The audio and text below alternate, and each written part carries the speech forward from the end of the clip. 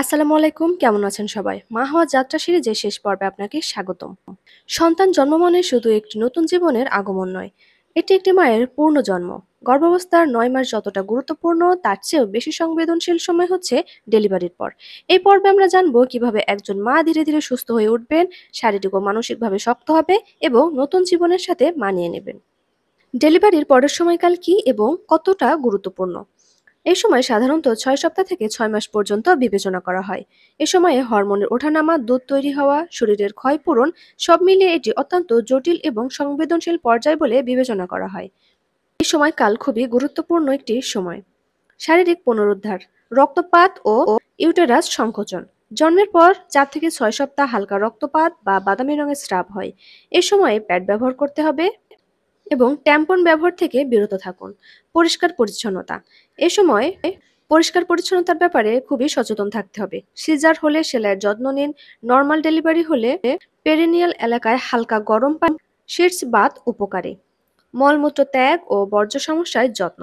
প্রস্রাবে জ্বালা পোড়া হওয়া বা পায়খানায় কষ্ট হলে প্রচুর পরিমাণে ফাইবার এবং বেশি বেশি পরিমাণে পানি পান করুন।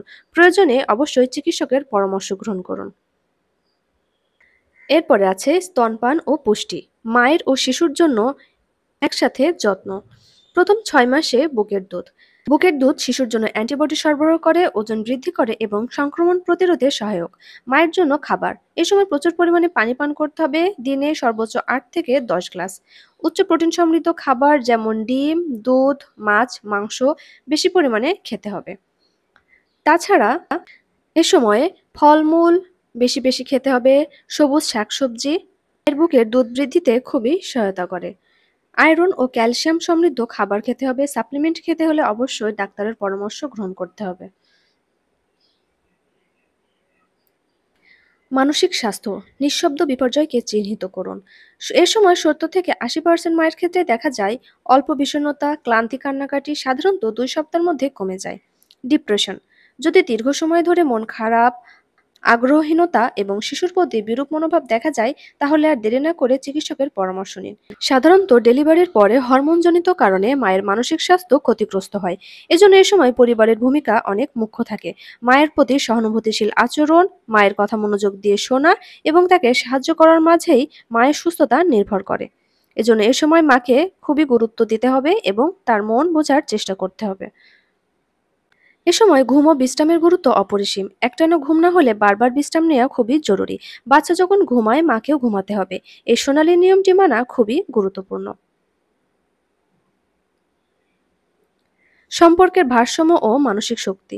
দাম্পত্য সম্পর্ক নতুনভাবে গড়ে তুলতে হবে। মায়ের প্রতি সহমর্মিতা, ভালোবাসা ও ধৈর্য এ সময়ে সবচেয়ে বড় উপহার। পোস্টন্যাটাল চেকআপ, গর্ভাবস্থার শেষ অধ্যায় সম্পন্ন করার ধাপ। জন্মের ৬ সপ্তাহ পর একবার গাইনি ডাক্তারের কাছে যেয়ে চেকআপ করাতে হবে, কারণ এ সময় ইউটেরাস স্বাভাবিক আছে কিনা, স্তনের অবস্থা এবং মানসিক অবস্থা মূল্যায়ন করা খুবই জরুরি। শিশু যখন জন্ম নেয় ঠিক তখনই জন্ম নেয় একজন নতুন মা।